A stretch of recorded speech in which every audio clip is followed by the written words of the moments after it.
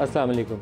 आम इंतखाबात के हवाले से सबसे बड़ा इशू अगर आजकल की इन्वायरमेंट के ऊपर हम डिस्कस करें तो सबसे बड़ा ख़तरा ये नज़र आता है कि जितनी दहशत गर्दी के वाक़यात हो रहे हैं, इलेक्शन कैंपेन कैसे होगी। मौलाना फजल रहमान इसके ऊपर बयान दे चुके हैं, बाकी लीडर्स इसके ऊपर बारहा तज़किरा कर चुके हैं। 2007 हमें बार बार जहन में आता है। 2007 के अंदर ANP की लीडरशिप के ऊपर और पाकिस्तान पीपल्स पार्टी की लीडरशिप के ऊपर अटैक्स हो रहे थे और वो बाकायदा अंडर थ्रेट थे। और इसी दौरान में वो पाकिस्तानी तारीख़ का एक नाखुशगवार वाक़या दिसंबर 2007 में पेश आया, जब मोहतरमा की असैसिनेशन हुई और इंतखाबी अमल ही मौखर करना पड़ गया। तो खुदा ना करे कि वैसी सूरत हाल पैदा हो, लेकिन आज के हालात 2007 से बहुत ज़्यादा मुख्तलिफ नहीं हैं। पहले तो TTP रीग्रुप करके पाकिस्तान में अटैक कर रही थी और अब अफ़गानिस्तान के जो गैर कानूनी तौर पर पाकिस्तान में मुकीम शहरी हैं, गैर कानूनी, उनको लीगल स्टेटस नहीं है, उनकी जब वापसी का अमल शुरू हुआ है तो इन हमलों के अंदर मज़ीद तेज़ी आ गई है और ज़्यादातर हमले सरहद पार से ओरिजिनेट करते हैं और पाकिस्तानी इलाकों के ऊपर, सिक्योरिटी के ऊपर आते हैं, अटैक करते हैं और वापस चले जाते हैं। इसी असना में पंजाब के अंदर यह मैं आपको ख़बर देने लगा हूँ जो बेसिकली एक इंटेलिजेंस बेस्ड न्यूज़ है और सिक्योरिटी के हवाले से बहुत अहमियत की हामिल है।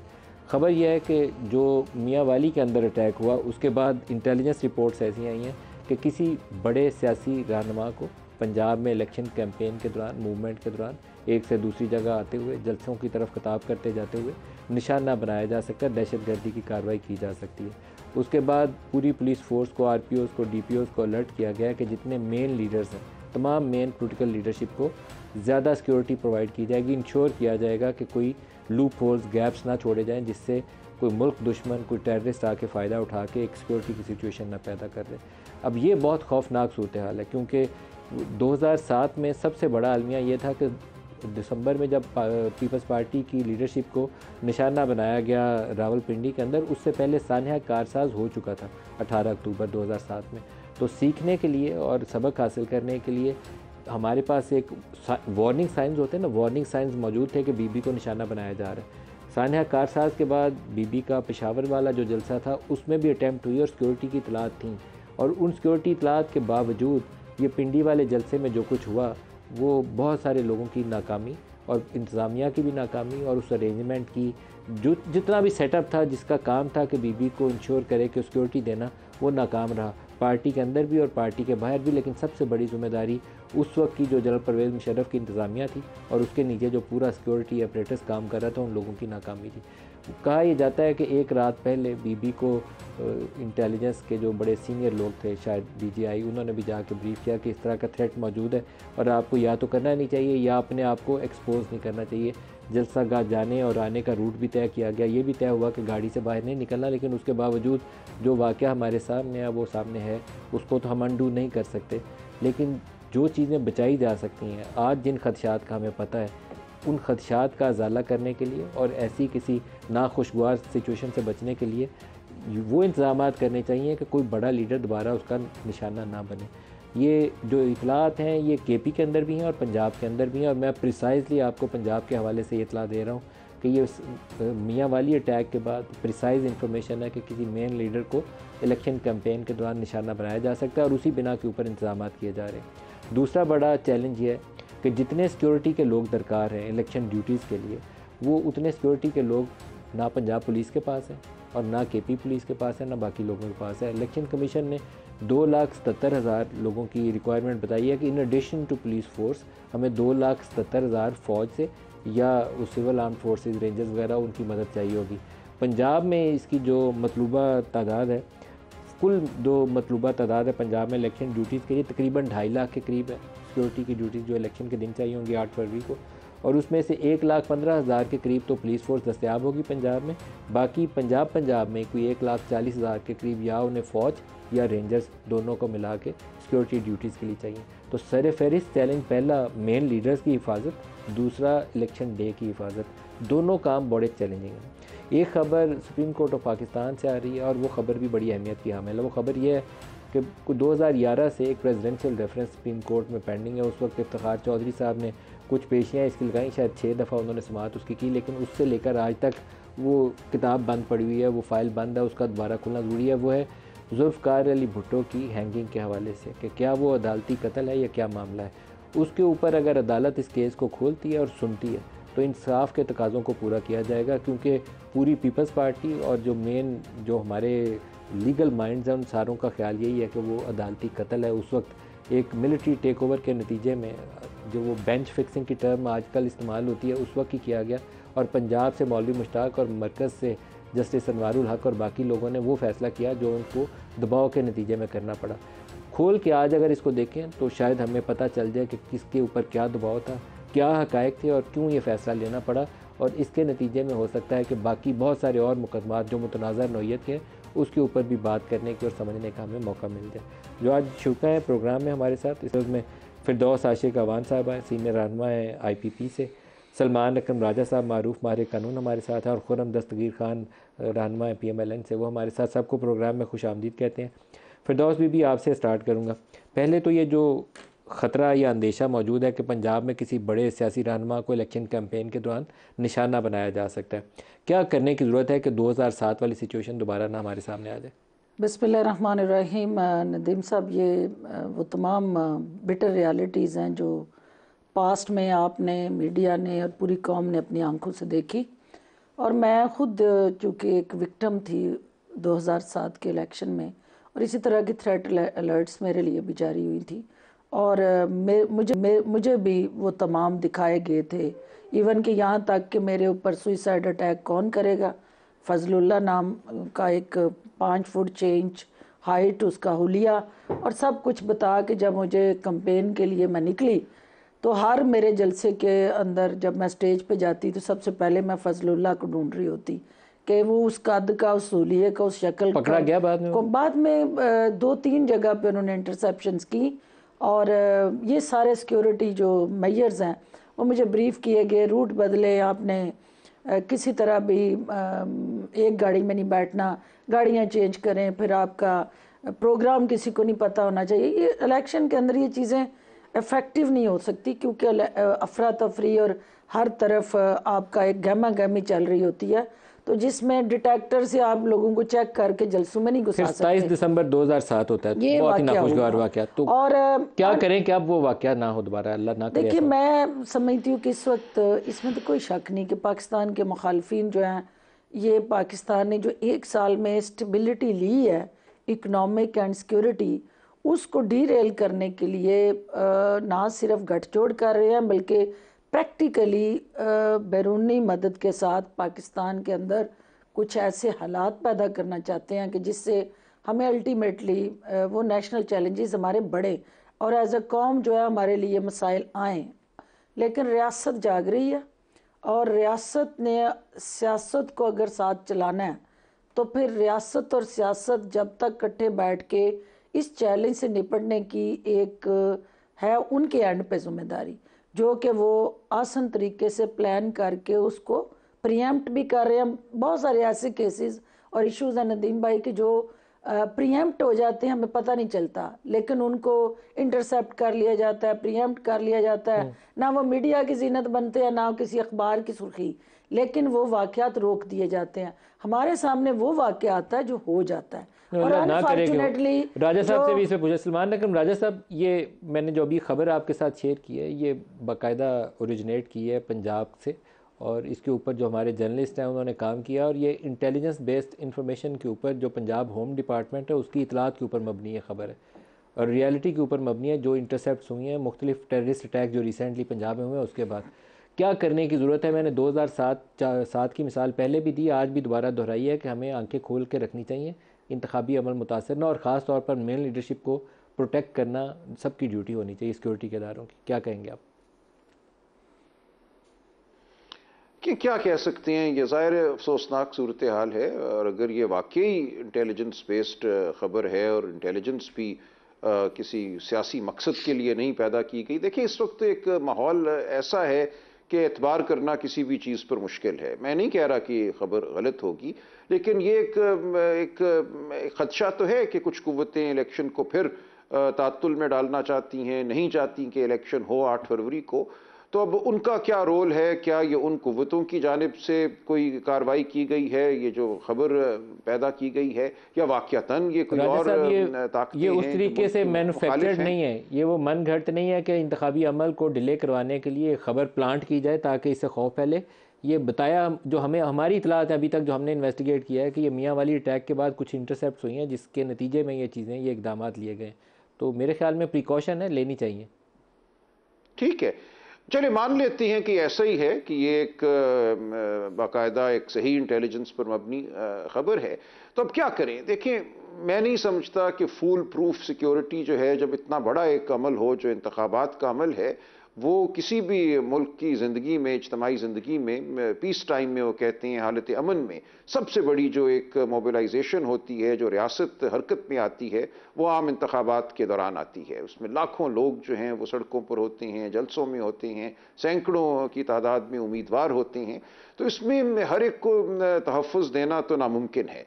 अब बिल्कुल ठीक है, जो चीदा चीदा रहनुमा हैं उनको तो यकीनन तहफ़्फ़ुज़ देना चाहिए, लेकिन उनके अलावा भी हमने देखा माजी में इलेक्शन में जो दूसरी पीढ़ी या तीसरी पीढ़ी के रहनुमा होते हैं, जो इलेक्शन में उम्मीदवार होते हैं, उन पर भी हमले हुए हैं और अफसोसनाक हलाकतें, शहादतें हुई हैं। तो ये एक ऐसी सूरत है जिससे अब हम दो चार हैं, और इलेक्शन बहरहाल एक हमारी इज्तमाही ज़रूरत है, आइनी ज़रूरत है। इसके बगैर मैं समझता हूँ हम आगे नहीं बढ़ सकेंगे। तो हमें अब तवक्कुल करके, दुआ करके, मैं समझता हूँ इस अमल को आगे बढ़ाना ही होगा, और जिस हद तक तहफ़्फ़ुज़ दिया जा सकता है वो हमें देना चाहिए, और पूरी नेकनीयती से रियासती इदारों को वो तहफ़्फ़ुज़ देना चाहिए। दुरुस्त है। अच्छा, यही सवाल खुर्रम साहब आपसे भी पूछ लूँ, क्योंकि पंजाब में तगड़े मुकाबले होने हैं। एक तरफ नून लीग खड़ी होगी तो मुकाबले में आईपीपी के लोग होंगे, और साथ पीटीआई जो पंजाब के अंदर इस वक्त बड़ी पावरफुली प्लेस करते हैं पीटीआई का जो वोट बैंक है। तो मुकाबला तो तगड़ा होना है, मोबिलाइजेशन भी होनी है। तो मेन लीडरशिप की तहफ़्फ़ुज़ जो है उसको कैसे यकीनी बनाया जाए? हमारे साथ दो बातें हैं। एक तो एक ये आर्जी चैलेंज इस चीज पर है कि लीडरशिप का तहफ़्फ़ुज़ कैसे किया जाए, और मुझे तवक्को और यकीन है कि हमारे जो सिक्योरिटी के इदारे हैं वो पूरी तरह इस के अहल हैं कि वो ये हिफाजत कर सकें।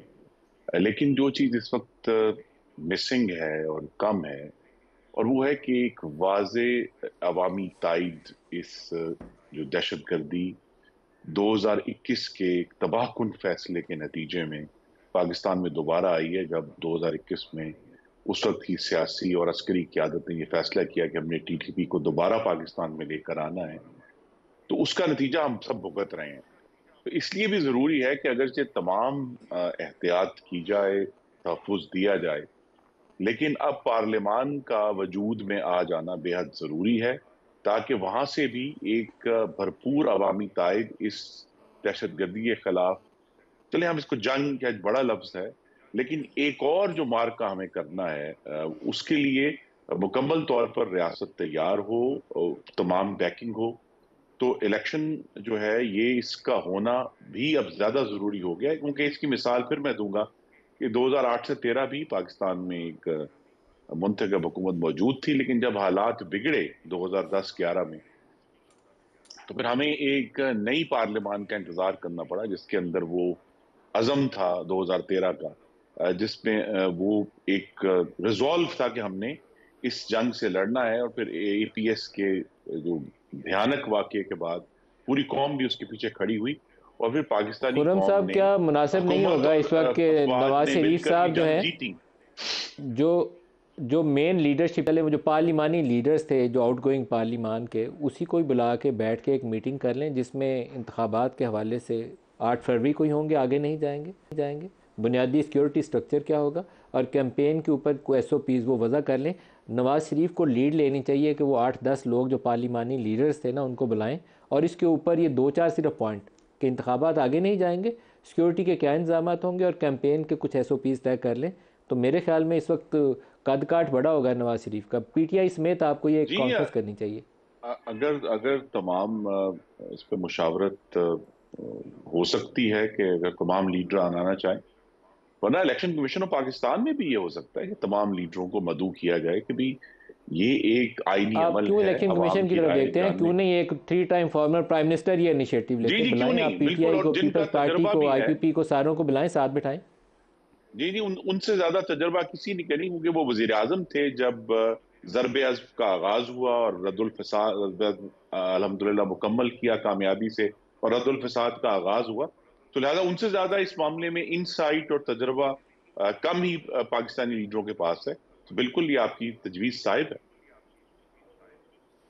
राजा साहब, आपसे मैं ये जानना चाहूँगा कि आपने अभी तज़किरा किया कि ये अल्लाह करे कि इतला दुरुस्त हो, ये सिर्फ ना हो कि इलेक्शन को आगे करने के लिए किसी ने घड़ी ना हो, आपको ये खदशा लगा एकदम से। अभी मैं देखता हूँ तो 17 लोगों ने इलेक्शन कमीशन के अंदर दरख्वास्त डाली हुई है।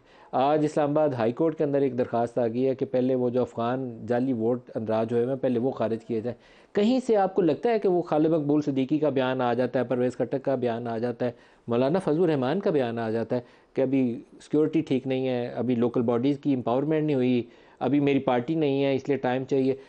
लेम एक्सक्यूज़ हैं, लेकिन बहरहाल देर आर एक्सक्यूज़ जो इलेक्शन के डिले के लिए बात कर रहे हैं। आपको कहीं लगता है खदशा कि 8 से आगे जाने का कोई ऐसा हीला बहाना तराशा जा सकता है? देखिए, आईनी और कानूनी तौर पे तो नहीं तराशा जा सकता कोई भी हीला बहाना, लेकिन ये तो बिल्कुल अब हमें नज़र आ रहा है ना कि एक ख्वाहिश मौजूद है बाज़ हलकों में, बाज़ तबकों में कि इलेक्शन ना हो, 8 फरवरी को ना हो, और फिर पता नहीं कब होगा, गैर मुअय्यना मुद्दत के लिए मुलतवी हो जाए। तो उस ख्वाहिश का इजहार तो हो रहा है, और उस ख्वाहिश के पीछे कौन सी ताकतें हैं फिर ये एक चहमगोई की बात होगी।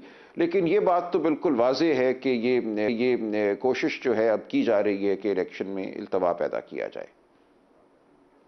क्या आप खुद लाहौर में इलेक्शन लड़ने जा रहे हैं? क्योंकि आज शुएब शाहीन का आया कि NA-46 से वो उम्मीदवार होंगे पीटीआई के। क्या आप लाहौर से इलेक्शन लड़ने जा रहे हैं सलमान साहब? देखिए, मैंने पहले भी आपके प्रोग्राम में अर्ज़ किया था कि ये बात खारिज इम्कान नहीं है, इस पे गुफ्तगू हो रही है। वो मुमकिन है कि ऐसा हो, लेकिन ये कोई हतमी बात नहीं है अभी।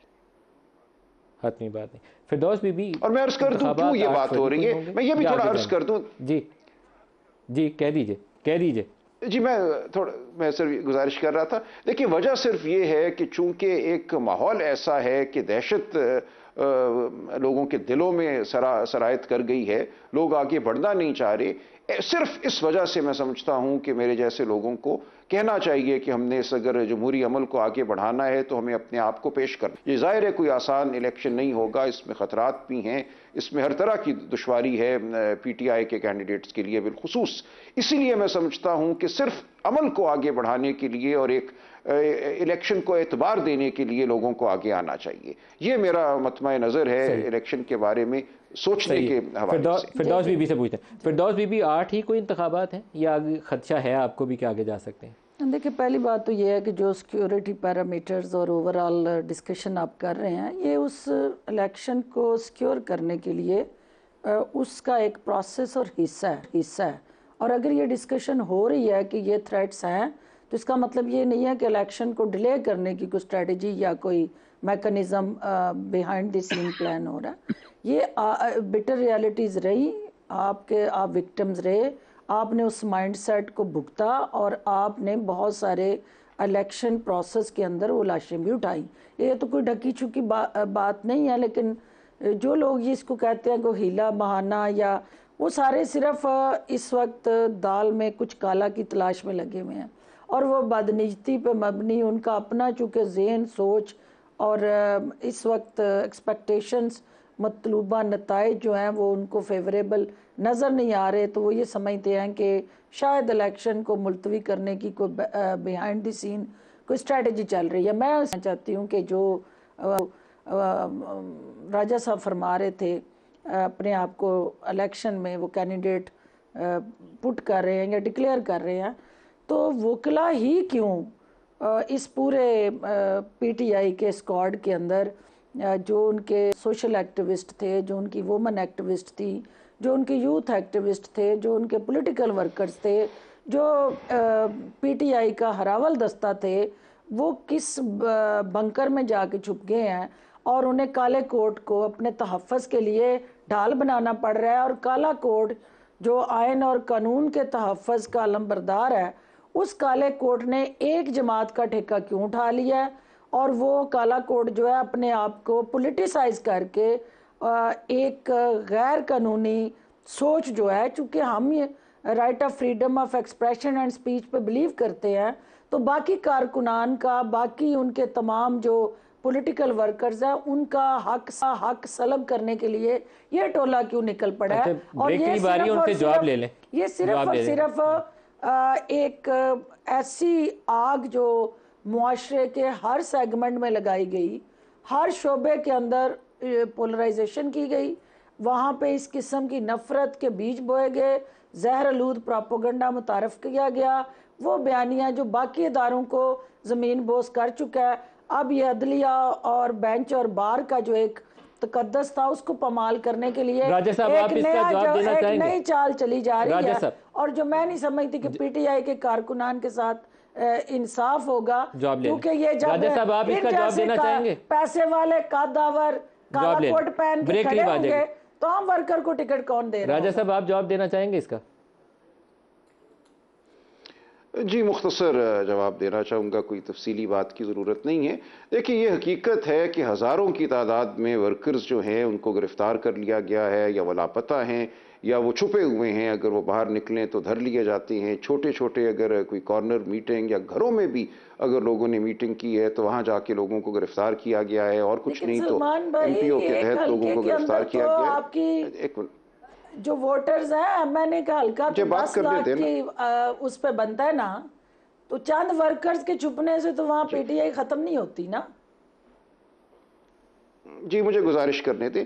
तो जब एक दहशत का समा हो और उसमें जो लोग मुतहर्रिक रहे हैं सियासी तौर पे, ख़ास तौर पे वो वर्कर जो मुतहर्रिक रहे हैं, उनको एक सहमा दिया गया है, तो ऐसे माहौल में अगर कुछ लोग सामने आते हैं, ऐसा हरगिज़ नहीं होगा कि तमाम कैंडिडेट वकलाई होंगे। 8-10 लोग होंगे, हल्के तो सैकड़ों की तादाद में हैं, सूबाई और कौमी। तो यकीनन जो पॉलिटिकल वर्कर हैं, जो पुराने एक्टिविस्ट्स हैं, उनको बिल्कुल टिकट मिलेंगे, मुझे यकीन है इस बात का। वकला आप देखेंगे 8, 10, 12 होंगे, इससे ज़्यादा मुझे नज़र नहीं आते।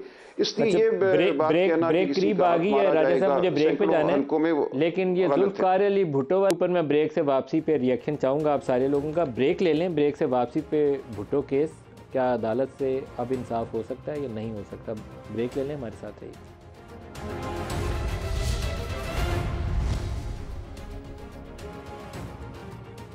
प्रोग्राम में दोबारा खुश आमदीद कहते हैं। खुर्रम साहब, जुल्फ़िकार अली भुट्टो का केस शायद पहला केस होगा, लेकिन इसके बाद जो वज़राए आज़म निकाले गए वो भी एक बाकायदा केस खोल के पढ़ने की और लोगों को बताने की ज़रूरत है कि हमारी अदालत किस तरह के फ़ैसले करती रही। जुल्फ़िकार अली भुट्टो को मिसाल बनाया जा सकता है। अदालत अगर ये मामला खोलती है तो आप सोचते हैं कि इसमें इंसाफ हो सकता है? मौलवी मुश्ताक का मामला हो या जस्टिस अनवारुल हक का, इस चैप्टर को खोलने की ज़रूरत है? मलिक साहब, ये एक बहुत ही हसास मामला है, इसलिए कि 1958 के 200 केस से लेकर अब तक गालिबन अदलिया को भी एक ट्रूथ एंड रिकंसिलिएशन कमीशन की जरूरत है, क्योंकि बहुत बड़े बड़े आइन के साथ खिलवाड़ जो हैं वो अदलिया ने भी किए हैं, बहुत बड़े बड़े जुल्म भी किए हैं। रिसेंटली हमने देखा है कि मियां नवाज शरीफ को जिस तरह डिस्क्वालीफाई किया गया और उससे पूरा मुल्क की जो सियासी इस्तेहकाम था वो डीरेल हो गया। तो यहाँ अगर तो वो अपने फैसलों के जरिए जुल्फ़िकार अली भुट्टो शहीद के केस के जो तमाम मामलात हैं, जी मैं बिल्कुल कह रहा हूँ, सोच समझ कर कह रहा हूँ, तो फिर उनको ये सारे, क्योंकि उसके बाद आपने देखा ही कि उनके जो उस फैसले में जो शामिल बाज मुअज़्ज़ज़ जज साहिबान थे, उन्होंने जो अपने इंटरव्यूज दिए हैं, उन्होंने काफी हद तक वादे कर दिया कि वो शहीद ही थे इस मामले में। तो लिहाजा यहाँ अगर तो सच, वैसे तो बहुत मुश्किल है उसको सुनना भी और उसका सामना करना भी, लेकिन अगर काजी फाइज ईसा जो चीफ जस्टिस हैं वो ये मुश्किल, भारी और पत्थर उठाना चाहते हैं, तो ये बहुत ही अच्छी बात होगी पाकिस्तान की तारीख के लिए, क्योंकि जो आइन शिकनी और पाकिस्तान की सियासत में जो मुक्तदरा की जो इंटरवेंशन है, उसको जब तक हम खुली आंखों से और धुंध के बगैर सराहत से देखते नहीं है। सर, ये जो हमारे लिए आगे पावरफुल जाना बहुत क्वार्टर्स की बहुत मुश्किल है। इंटरवेंशन का आप तज़किरा करते हैं, लेकिन वो जजों ने, जिन्होंने 9-10 जजों ने बैठ के फैसला करना है, या जितने भी जजों की तादाद थी, 5 पंजाब में थे, 9 उस वक्त इब्तदाई तौर पर मरकज़ में थे, उन्होंने भी तो अल्लाह को जवाब देना है कि नहीं देना, उनका अपना भी कोई जिम्मेदारी है कि नहीं। वो भी बड़े पावरफुल हैं, इतने कमज़ोर नहीं है कि कोई जी जी, नहीं नहीं, वो जाके बहुत कोई मेजर पावरफुल है कर्नल रैंक का आज बंदा के। मैसेज देता है और वो फैसला कर देते हैं। एक बंदे को सजाए मौत दी गई है, तो अल्लाह को जवाब देना है, उन्होंने भी मर के अल्लाह के पास ही जाना है। जी, अल्लाह के सामने जो उनकी हाजिरी है वो तो उनका और अल्लाह का मामला है, लेकिन यहाँ एक पाकिस्तान की आने वाली जो नस्लें हैं उनके लिए दुरुस्त सबक और दुरुस्त तारीख जो है वो सामने लाना जरूरी है। क्योंकि ये दुरुस्त तारीख ना आने की वजह से फिर हमने वो जो एक बड़ा ही भयानक तजर्बा इमरानी 2014 से लेकर 22 तक हुआ और उसके जो भयानक मुज़मरात हैं वो आज तक हम उनका सामना कर रहे हैं।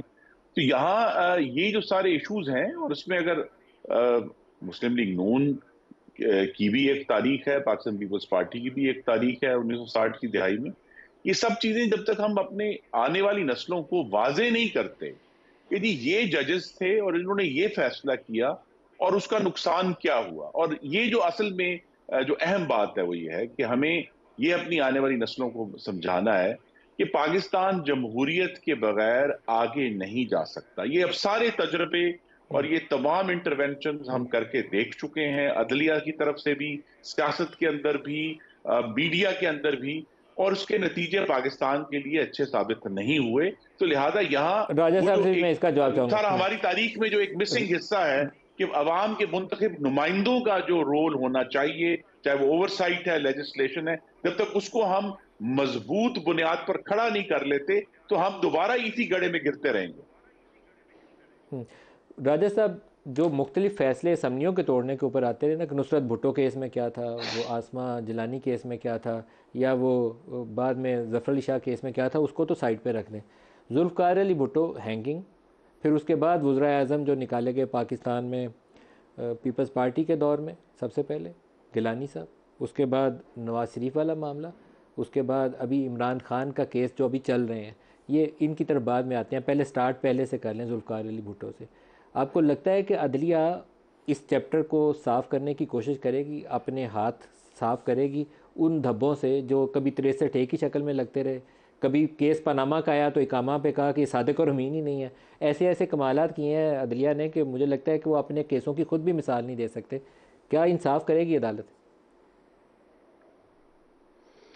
नहीं, मैं इसका खैर मकतम करता हूँ। अगर ये भुट्टो साहब वाला मुकदमा देखा जाता है और अदलिया एतराफ़ करती है कि उससे गलती हुई और संगीन गलती हुई और किसी के दबाव में आकर गलती हुई, तो ये मैं समझता हूँ एक साइब कदम होगा।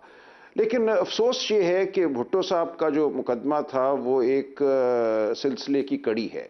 वो कड़ी उससे पीछे भी जाती है, 50 की दिहाई तक भी जाती है, और वो आज दिन तक चलती चली जा रही है। अदलिया के फैसले, किसी भी सतह के वो फैसले हों, ट्रायल कोर्ट के हों, हाई कोर्ट के हों, सुप्रीम कोर्ट के हों, जो दबाव में दिए जाते हैं वो किसी से छुपे नहीं रहते। वो हमें हर एक को मालूम होता है कि ये फैसला क्यों हुआ और कैसे हुआ। तो क्या ये अमल रुक जाएगा? हम ख्वाहिश करते हैं, हम तमन्ना करते हैं कि ये अमल रुक जाए, इस तरह के फैसले आइंदा ना हो। लेकिन मैं इस बारे में इस वक्त हतमी तौर पे ये बिल्कुल नहीं कह सकूंगा कि अगर ये फैसला हो जाता है, भुट्टो साहब के केस को असर नौ देखा जाता है और उसमें जो फाश गलतियां हुई उनका इजहार कर दिया जाता है, तो आइंदा ऐसा नहीं होगा। क्योंकि हमारे निज़ाम में एक कजी है, हमारे निज़ाम में एक ताकत का एक अंसर है जो हर उसूल पर हावी हो जाता है, और वो अंसर मौजूद है। जब तक ये ताकत और उसूल के दरमियान जो कशमकश है उसूल के हक में तय नहीं होगी, हम इस तरह के फैसले देखते रहेंगे। क्योंकि जो लोग वहाँ बैठते हैं जज साहिबान, वो बिलाखिर आम इंसान होते हैं, उनका ओहदा कुछ भी हो, और उनकी जो बाद की जो तारीख लिखते हैं या अपने हालात बयान करते हैं बाद के इंटरव्यूज़ में, या अपनी जो वो सरगुज़श्त बयान करते हैं, उसमें ये बातें सामने आती चली जाती हैं कि क्या हुआ और क्यों हुआ। तो एक धब्बे हैं हमारी तारीख के जिनको हमें धोना है। लेकिन ज़्यादा ज़रूरी ये है कि आइंदा हम उसूल के साथ खड़े हों, उसूल के ख़िलाफ़ ना जाएं, और जो एक हक़ की बात है वो हम करते रहें। जो बयानिए बनाए जाते हैं लोगों को जेर करने के लिए, एक सियासी वाबस्तगी की वजह से हम उन बयानियों के साथ जुड़ तो जाते हैं, लेकिन वो जुड़ना हमारा एक बड़ा वक्ती किस्म का होता है और वो हर दौर में जो ताकत है, जो बालादस्त है, उसकी हिमायत में हम बयानियां जो है घड़ते हैं और उसके साथ खड़े होते हैं। असल जरूरत ये है कि जो मातूम है उसके खिलाफ जो बयानियां है उसकी मुदाफियत की जाए। कमालात हैं कि बाज़ मामलात में आपको देख के आप दंग रह जाते हैं कि हुआ कैसे। जनरल मुशर्रफ के केस में अभी जस्टिस वकार सेठ का जो फैसला था, वो घूमता फिरता लाहौर हाई कोर्ट पहुंचता, लाहौर हाई कोर्ट उस स्पेशल कोर्ट की कॉन्स्टिट्यूशन को गलत करार देती है। वो मामला भी सुप्रीम कोर्ट के सामने, आई होप कि वहाँ पे भी इंसाफ के तकाज़ों के मुताबिक हुक्म आएगा। एक ये चीज़ें हमारी अदालत करती है, हाई कोर्ट और सुप्रीम कोर्ट, तो फिर आप किससे इंसाफ की तरफ देखेंगे? कमाल नहीं हो जाता पाकिस्तान में?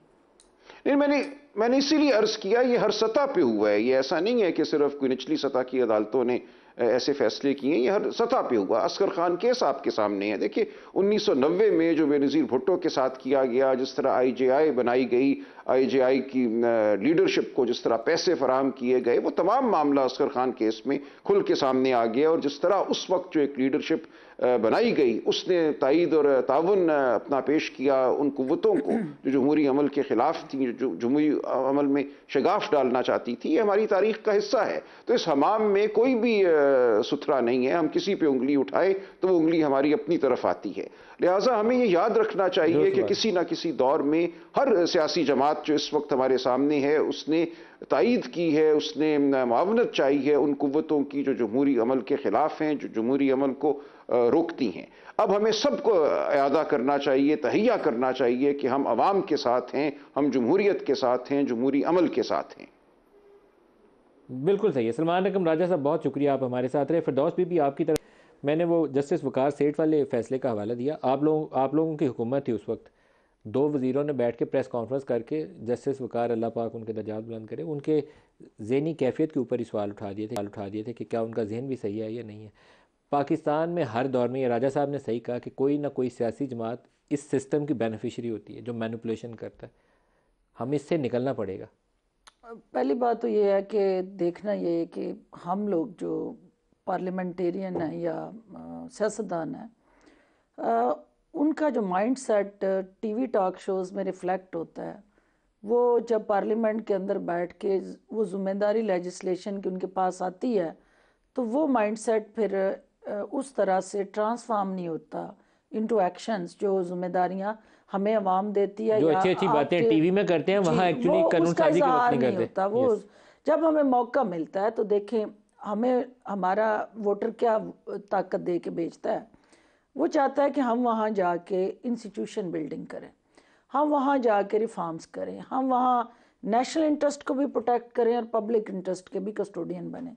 होता ये है कि हमारा चूँकि बड़े सगीर का जो एक रहा है लैंडस्केप जिसके अंदर हम रहते हैं, यहाँ बुत परस्ती और शख्सियात परस्ती रही, तो हमारी जो जितनी सियासी जमातें हैं, इन्होंने इतने ताकतवर बुत जो है वो तराश दिए और वो शख्सियात इतनी भारी भरकम हो गई कि अदारों के वो कमज़ोर जो वजूद है उसको उन्होंने हमेशा अपने पाँव तले रूंधा।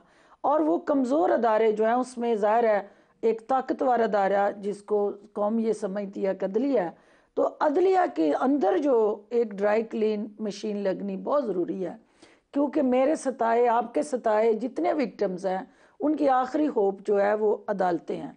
और जो अदालतों के अंदर हो रहा है, विद ड्यू अपॉलॉजी, वहाँ निचली सतह की कोर्ट से लेकर सुप्रीम कोर्ट तक लोगों की जो मिजरीज़ हैं, परेशानियाँ हैं, मैं शुक्रगुजार हूँ चीफ जस्टिस की कि इन्होंने एक मैकेनिज़्म प्लान किया, उसके अंदर टेक्नोलॉजी लाए, रीड्रेस करने का लोगों की शिकायत को एक प्लान लेकिन दिया। अभी बहुत सारा बैगेज है, होना बाकी लेकिन है। नवाज शरीफ का केस जो था वो पनामा का केस था, जो नवाज शरीफ को निकाला, इसलिए निकाला कि वहाँ इकामा निकला है, अकाउंट रिसीवेबल निकला है। उसमें क्या है, जो ये जुल्म है। अगर आपका इंस्टीट्यूशन इतना मजबूत हो, वो अपने रूल ऑफ लॉ को बे करे, वो इधर उधर ना देखे, अपनी आइन की किताब की तरफ देखे, तो फिर इस तरह के फैसले जो है वो पाकिस्तान की तारीख के अंदर एक स्याह बाब के तौर पे उनका नाम ना लिया जाए। आपने जिक्र किया था कि जिस केस की प्रेस कॉन्फ्रेंस हुई, देखिए बात यह है कि इस मुल्क के अंदर फरूक साहब ने और फवाद ने, आई थिंक दोनों ने प्रेस कॉन्फ्रेंस डेफिनेटली, और मैं इंफॉर्मेशन मिनिस्टर होते हुए जो उनका नैरेटिव था, जाहिर है उसको आगे चलाना होता था। अब ये देखना है कि हमें एक अदलिया बैठ के फैसले लिख रही होती है, एक तारीख जो है वो एक बाब लिख रही होती है, और अदलिया के फैसले जब वो लिख के रिटायर हो जाते हैं जजेस, तो तारीख के अंदर वो फैसले ज़िंदा रहते हैं, वहाँ वो ख़त्म नहीं होते, तो क्योंकि तारीख रिटायर नहीं होती। और अलमिया ये है कि हमारे जितनी सियासी जमातें, इस बात से मैं राजा साहब से एग्री करूँगी कि वो हुकूमत में हूँ या अपोजिशन में हूँ, उन्हें अदलिया की आज़ादी उस वक्त चाहिए जब वो अपोजिशन में है। जब वो हुकूमत में है वो रिफॉर्म्स करने के लिए हम तैयार नहीं होते, और वो रिफॉर्म्स जो ज़रूरत है, मुझे बताएं ना कि प्रोसिक्यूशन इस मुल्क की सबसे बड़ी इन्वेस्टिगेशन और प्रोसिक्यूशन, उसी के ऊपर आपने सज़ाएँ देनी है, जज़ा सज़ा का तयन होना है। आपकी प्रोसिक्यूशन के जो लॉज हैं, जो रूल्स हैं, और जो आपकी इन्वेस्टिगेशन का प्रोसेस है, उसको आप देखें तो सबसे ज़्यादा गैप्स उसके अंदर है, और वहाँ काम करने की ज़रूरत है।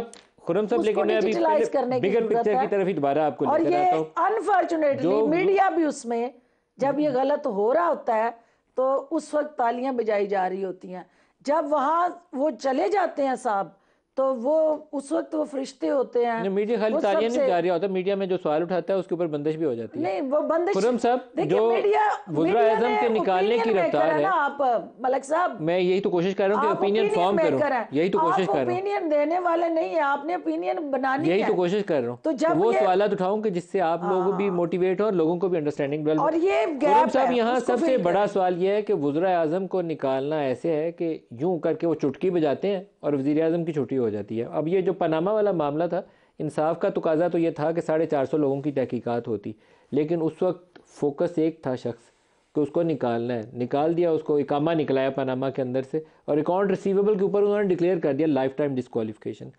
अब सिर्फ एक मामला नहीं है, यूसुफ रज़ा गिलानी भी निकला था, अब इमरान खान के ऊपर भी इसी तरीके से बाजू मरोड़ के केस का इतलाक़ किया जा सकता है। आप लोगों को कुछ फंडामेंटल असूल वज़ा करने पड़ेंगे, तब आगे चल सकते हैं। जिसको फ़ायदा हो रहा होता है, अगर वो मिठाइयाँ खाएगा तो फिर काम आगे नहीं चल सकता।